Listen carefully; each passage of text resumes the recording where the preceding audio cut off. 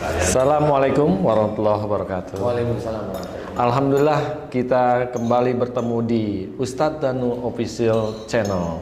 Kali ini saya Zainuddin akan membahas pertanyaan-pertanyaan netizen yang akan saya sampaikan ke Ustadz Danu di kesempatan kali ini. Ustadz, langsung aja nih. Banyak netizen yang bertanya setelah dikumpulkan pertanyaan yang sama. Ada netizen yang bertanya saat Ustadz Danu berdoa atau mendoakan narasumber di acara Siraman Kolbu. Salah satunya adalah Ustadz Danu memohon pada Allah untuk menghancurkan jin-jin atau memotong jin-jin. Padahal jin itu kan nggak bisa mati Ustadz sampai hari yang ditentukan atau hari kiamat. Menurut Ustadz tuh penjelasannya seperti apa Ustadz?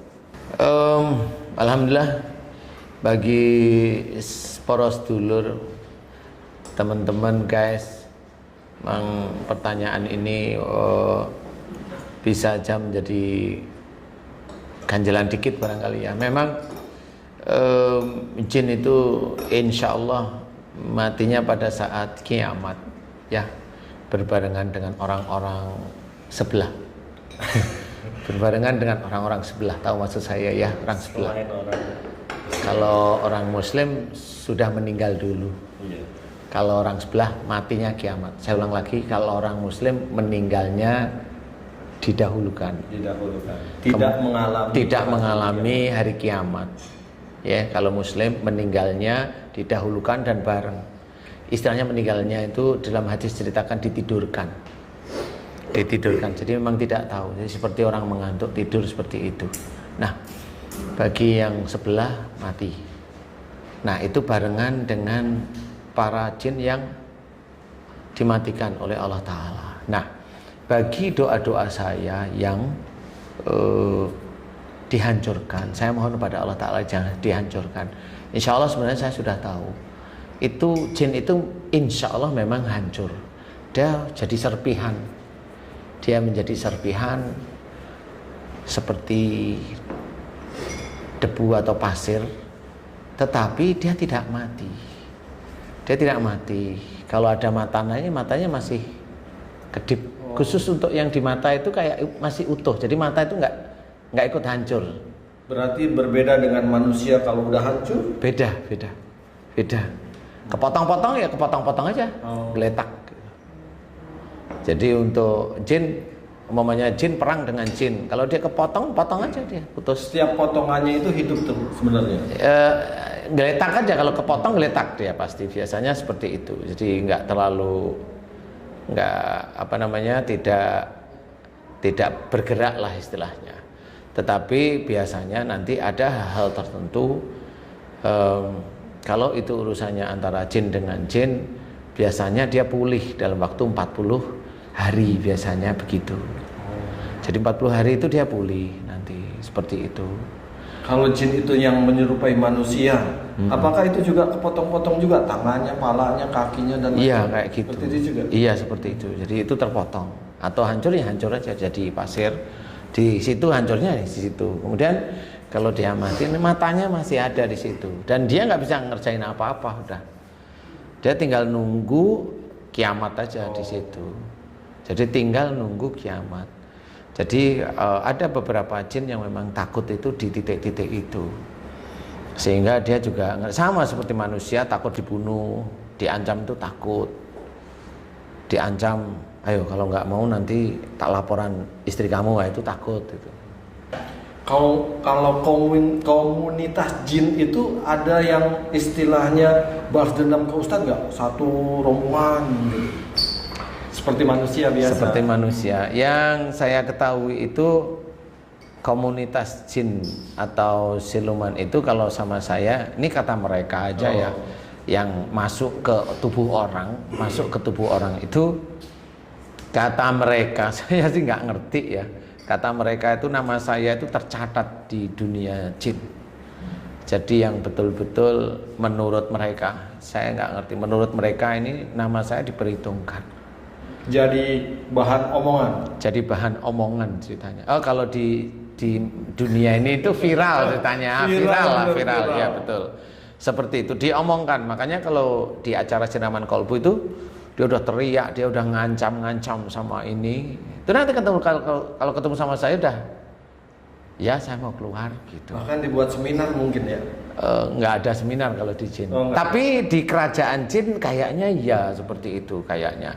Jadi di kerajaan jin itu kayak ada rapat, ada ini. Kalau jin-jin liar ngomong, jadi kayak ketemu di pasar kayak begitu ngomong. Seperti kalau di kerajaan jin rapat pasti. Jadi jin yang ada di kerajaan itu kayak kalau di manusia itu kayak perkumpulan atau sekte atau kayak di kita itu pengajian yang kelompoknya itu gitu. Dan itu kalau jin nggak bisa keluar. Maksudnya nggak bisa keluar tuh, mamanya dia masuk ke klannya Prabu Siliwangi ya dia di situ. Klannya Prabu Brawijaya dia di situ. Klannya Budawaka dia di situ. Klan-klannya. Nah, ini kalau udah menyatu, ya mereka jadi klan sekarang, jadi lebih besar lagi. Klannya Ratu Sima itu kan moksa ya. Kemudian kalau selama ini yang dari klannya Gajah Mada nggak punya klan setahu saya. Terus siapa itu juga moksa itu yang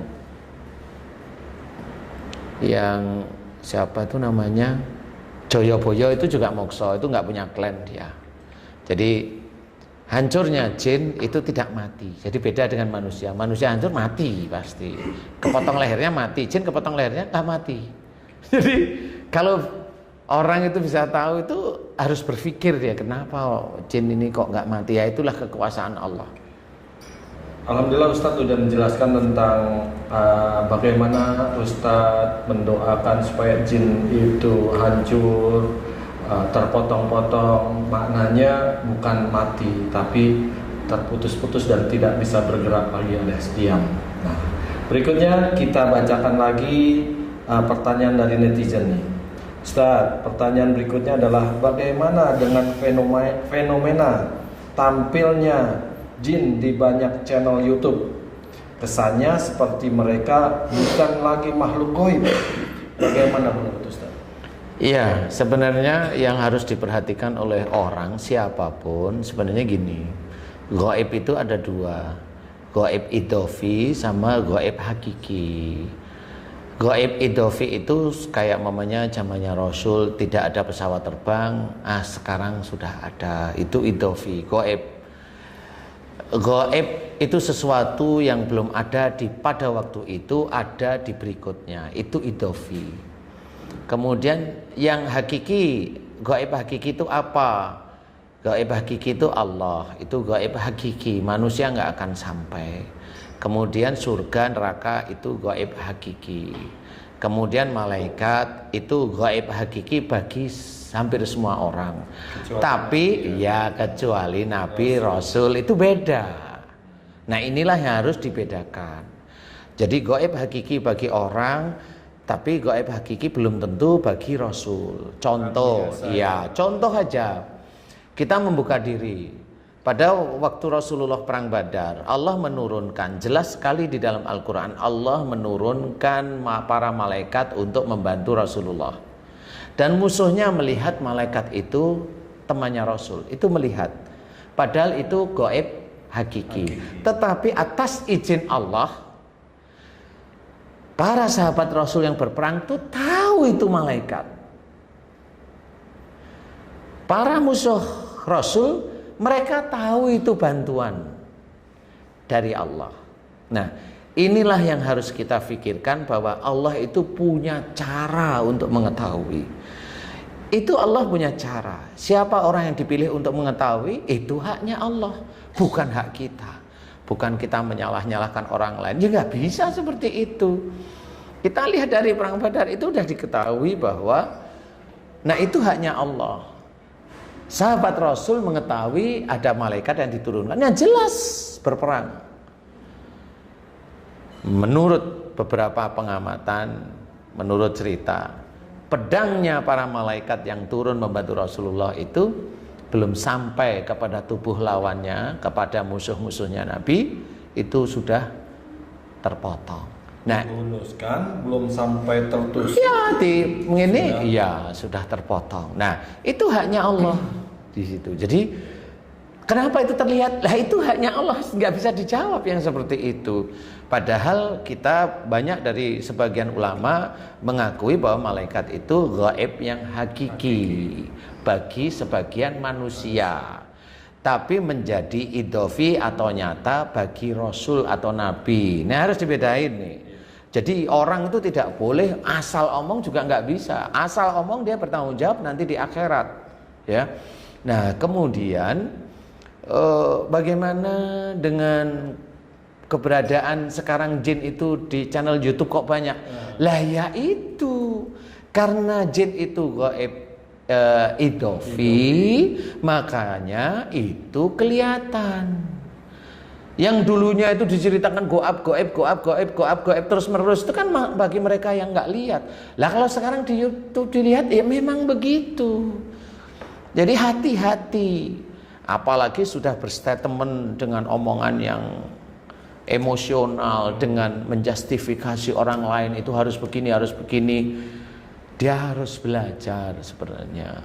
Makanya kalau orang jangan merasa benar. Kalau Allah mau berhak silahkan. Haknya Allah mau kemana silahkan. Itu hanya Allah. Kita itu nggak ngerti. Sekarang channel YouTube banyak sekali channel YouTube seperti itu. Jin itu bisa muncul, nanti hilang di titik itu.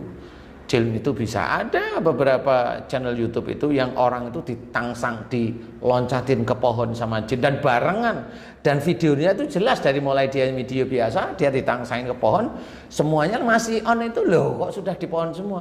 Nah, itu ya kerjaan jin. Nah, itulah gaib idofi yang sebenarnya manusia itu masih bisa diizinkan. Kenapa? Itu bersinggungan dengan manusia. Tidak akan aku ciptakan jin dan manusia kecuali beribadah kepada diriku. Itu kata Allah. Jadi sebenarnya jin dan manusia itu berdekatan. Cuma memang ada orang yang tidak atau belum diizinkan oleh Allah Ta'ala melihat jin. Itu hanya Allah. Sama seperti orang terlahir normal seperti kita. Tapi kan ada orang yang terlahir cacat. Kalau ada orang yang bisa melihat jin, kita benci, kita ngomong yang nggak karu-karuan. Lah kalau orang yang terlahir cacat itu mau diapain? Kan orang yang begitu juga akan bilang, lah kalau cacat itu kan kasihan. Lah kenapa kalau kamu itu lihat teman-teman yang lain itu kok kamu nggak kasihan? Kok kamu itu malah maki-maki, kamu itu omong yang kasar. Nah, ini harusnya diperhatikan bahwa sebagai seorang manusia muslim, dia harus belajar taat pada Allah Ta'ala. Ngomong pun harus ditata. Kalau dia salah, dia bertanggung jawab di akhirat kelak. Kalau dia merasa benar, dia akan bertanggung jawab di akhirat kelak. Karena apa? Kalau memang menganggap orang itu cacat yang bisa melihat jin, nggak apa-apa. Tetapi solusinya apa? Solusinya diiniin mamanya. Yakin itu bisa selesai. Yakin bisa selesai. Orang terkena sihir, diginiin kata mereka, yakin itu bisa selesai? Kan gitu pertanyaannya. Jangan sombong dengan yang seperti itu. Semua yang punya hak itu Allah. Jangan sombong. Kenapa? Karena kalau tidak terjadi, apa sebenarnya? Apa yang mau disombongkan kalau tidak terjadi? Yang bisa menyelesaikan itu adalah Allah. Nah, inilah yang harus kita ketahui bahwasanya kalau dianggap orang yang melihat jin itu cacat seperti manusia yang cacat, ya harus dicari solusinya. Bukan dihujat, bukan di ini, bukan seperti itu. Lah kalau pertanyaan saya balik, apakah orang itu ada jinnya apa enggak? Bisa dia nggak jawab? Bisa nggak dia jawab? Nggak paham ya. Kita kan pernah ngobrol dengan Ustadz Zaki. Dia yang pobi dengan durian itu jin semua di dalam hati sama pikirannya. Mutah. Iya, itu yang mempengaruhi. Dia nggak suka sama durian, lihat bentuknya durian langsung mutah, langsung mual mutah. Itu apa? Itu jin sebenarnya. Lah kalau kita bilang itu jin, kemudian ya kalau mau diselesaikan ya silahkan. Bisa nggak? Kan pertanyaannya begitu. Jangan asal bilang oh ini bisa diginiin. Yakin bisa. Yang punya hak bisa dan pasti itu Allah. Kita itu hanya berusaha. Nah, inilah yang harus disadari. Kalau seseorang dia menganggap bahwa dia bisa, dia bertanggung jawab besok di akhirat. Bisa benar apa tidak? Atau apa yang dia lakukan sebenarnya adalah dia menjadi munafik bagi dirinya sendiri. Karena apa? Karena di dalam tubuh manusia, semua manusia di dunia ini, jin itu banyak. Jumlahnya Banyak. jumlah manusia. Jin itu nggak cuma masuk melalui amalan mantra, enggak. Jin itu bisa masuk melalui emosi, marah, sedih yang berkepanjangan, nafsu yang berkeinginan, marah. Coba kalau ada teman-teman kita, saya bilang teman-teman kita, dia mau mengeluarkan jin, dia maki-maki jin, itu marah, loh itu jin itu masuk. Emang jin yang di situ nggak masuk, tapi jin yang di luar masuk ke dia. Sadar dia? Nggak tahu lah. Kenapa dia nggak tahu? Lah karena otaknya di sini merasa benar. Nggak bisa seperti itu. Dia harus belajar beneran yang seperti itu. Referensi itu tidak bisa satu. Kenapa tidak bisa satu? Contoh, kita belajar agama. Satu sisi, satu umpamanya. Kita belajar, bisa aja kita belajar dari Ustadz Adi Hidayat yang hebat di dalam hafalan Quran. Ya, itu harus belajar. Umpamanya belajar dengan Ustadz Abdul Somad, beliau hafal dengan berbagai hadis. Itu kan beda-beda. Tapi kan nggak bisa. Kemudian Ustadz yang lain, umpamanya kita itu hanya cuma, oh saya dengan Ustadz ini aja, yang lain enggak. Yuk kan nggak boleh seperti yang lain di luar ini langsung bid'ah, ditolak. Enggak seperti itu. Ini manusia semua, masih ada kekeliruan, masih ada kekurangan, masih ada salah di hadapan Allah Ta'ala. Enggak bisa seperti itu. Apakah yakin dengan mengikuti satu orang, dua orang yang dia sebarkan melalui video, yakin orang itu benar? Yakin orang itu benar? Kalau saya tetap tidak. Kenapa? Saya bilang kebenaran itu milik Allah Ta'ala. Sebagai seorang manusia, tidak ada kebenaran kecuali tingkah lakunya dia mencerminkan dia betul-betul seorang yang membawa kebenaran. Kan beda. Orang membawa kebenaran itu beda. Menenangkan, paham, ada gejolak itu benar-benar redam pun dengan kata-kata yang baik. Nah, di sini harus diketahui bahwa jin itu memang bisa dia muncul di layar YouTube dan sebagainya. Itu normal menurut saya. Dari dulu saya nggak pernah ini, normal kok itu. Menurut saya normal. Kalaupun malaikat itu muncul normal, tapi tinggal siapa orangnya yang bisa melihat malaikat. Hanya gitu aja kalau saya lihat momennya, oh ini orang ini kayaknya imannya bagus ya, monggo silahkan. Kalau saya protes, enggak, saya protes. Kali memang Allah memberikan pada dia, kali kalau saya. Paling tidak yang sakaratul maut ya. Ya tanya lah yang sakaratul maut, enggak tahu juga. Oh sakaratul maut selesai lah, mau tanya lihat malaikat kagak, kan nggak ngerti. Iya. Nah, disinilah sebenarnya susahnya kita. Jadi kita harus belajar dewasa, kita belajar untuk untuk memahami bahwa ilmu itu harus dikaji terus-menerus. Orang kan tidak pernah tahu kenapa orang bisa sakit. Coba orang berpikir enggak? Orang yang katanya dia itu enggak ada jin atau katanya dia bersih. Kalau saya jawab jujur nih bagi guys nih, sedulur dan sebagainya. Kalau saya jawab jujur, orang yang sakit ini jujur saya jawab, sebenarnya orang tersebut itu ada jin di titik sakit. Di titik sakit itu ada jin. Nah, jin yang mana di titik sakit itu? Jin di titik sakit itu adalah dia masuk dulu, dia melakukan perilaku yang salah, keluar dari jalur agama, keluar dari jalur syariat, keluar dari jalur sunnah Rasulullah, sehingga kesalahan itu bertumpuk dan jin itu masuk di titik itu.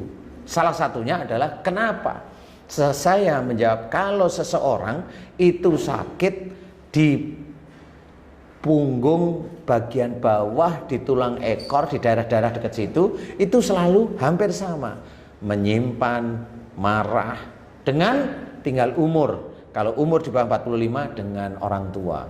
Kalau umur di atas 45 dengan pasangan. Kenapa itu seperti itu? Karena memang gennya itu di titik itu, dia gerombolnya. Nah, di titik itulah sebenarnya mereka tidak akan pernah paham. Saya cerita sekarang, itu jin. Tadi kan ini belum selesai loh. Belum. Silakan.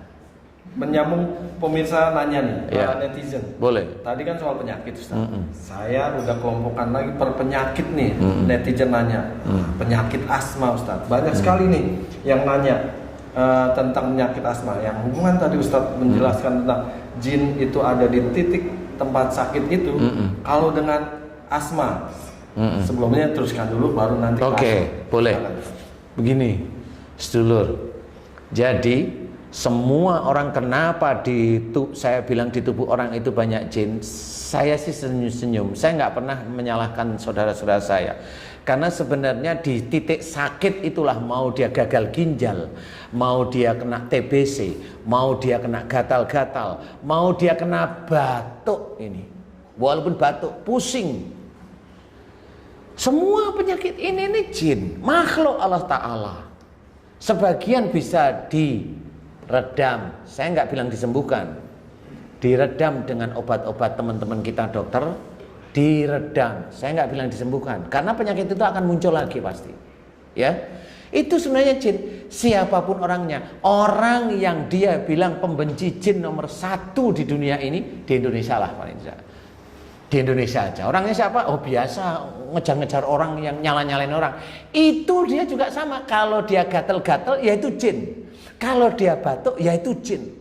Kalau dia itu kalau ngomong matanya melotot, ya itu jin juga, sama. Paham sekarang? Makanya kalau saya ada orang yang kena jin, sihir, saya selalu tersenyum. Kenapa? Loh, termasuk saya sendiri juga ada jin di tubuh saya. Saya berusaha berubah karena apa? Karena saya berusaha menghilangkan jin yang ada dalam tubuh saya. Dengan apa? Berperilaku seperti cara-cara akhlaknya Rasulullah. Itu bicara santun. Kalau bicara kasar, ini omongan mulut itu banyak jin. Salah satunya sariawan. Sariawan itu juga jin. Makanya kalau minum vitamin C nggak pernah bisa sembuh, nanti muncul lagi. Karena apa? Ya itulah jin. Kalau dia nggak pernah berusaha untuk belajar jadi baik, sariawan itu tetap ada. Nah, kalau ada anak kena kanker, sama. Yang salah siapa? Orang tuanya. Kenapa bisa kanker? Karena orang tuanya si anak ini marah, jengkel kepada orang tuanya lagi, atau kakek neneknya si adik yang sakit ini. Itu kenapa? Itu karena jin. Loh, kenapa jin dimasukkan? Itu atribut dari Allah Ta'ala, dimasukkan ke tubuh, kemudian dimunculkan oleh Allah Ta'ala dalam bentuk sakit. Makanya di dalam Quran diceritakan, wa ma asabakum min musibatin fa bima kasabat aydikum. Itu jelas, apa saja musibah yang kau terima itu disebabkan dari buah tanganmu sendiri. Allah itu nggak salah. Yang salah itu orangnya yang sok pinter, nggak ngerti dalil asal. Lah, ya itu jadinya nyalahkan saudara-saudaranya sendiri, padahal dia itu lupa kalau dia salah.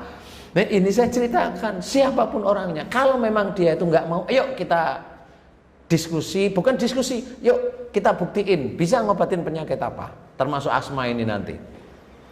Kenapa? Kalau dia tidak paham tentang penyakit ini, dia nggak bisa. Tapi kenapa pasien-pasien saya pada waktu saya bilang, Mbak, Ibu, Pak, ada nggak kejengkelan yang disimpan di dalam keluarga, entah sama orang tua atau sama istri atau sama suami? Dia jawab, saya sering menyimpan jengkel dengan pasangan hidup saya.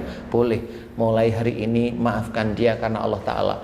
Beliau mau, kemudian langsung penyakitnya hilang. Kenapa penyakit itu bisa hilang secepat itu? Sakit itu bisa hilang secepat itu.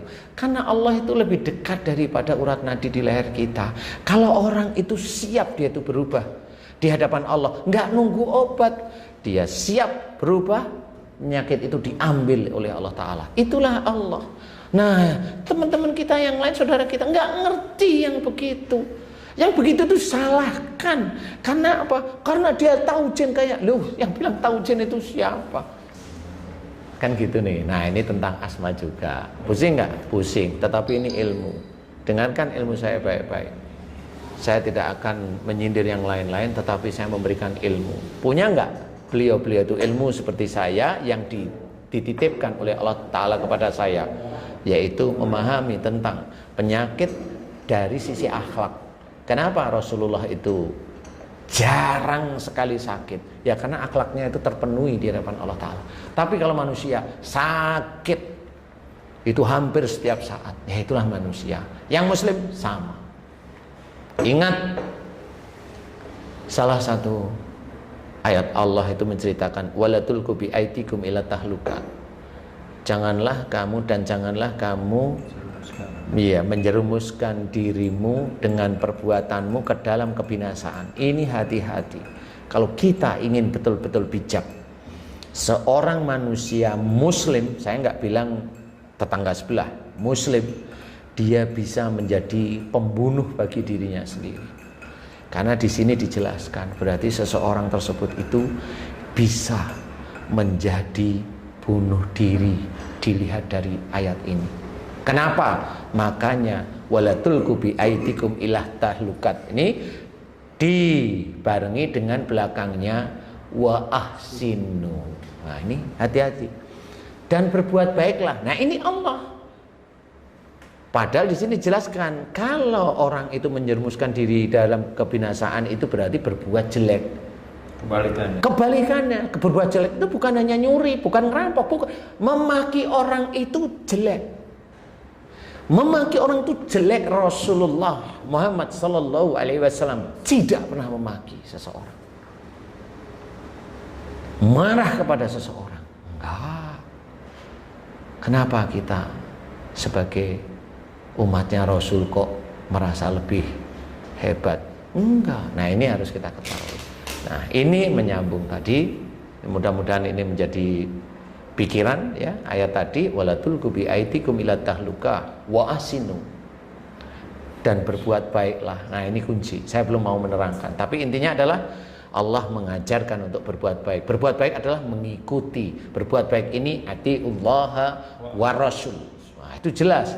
Taatlah kepada Allah dan Rasul. Taat pada Allah berarti menjalankan perintah Allah yang ada dalam Quran, dan taat pada Rasul adalah menjalankan sunnah Rasul. Itu kunci penjelasannya, insya Allah kalau diizinkan besok-besok.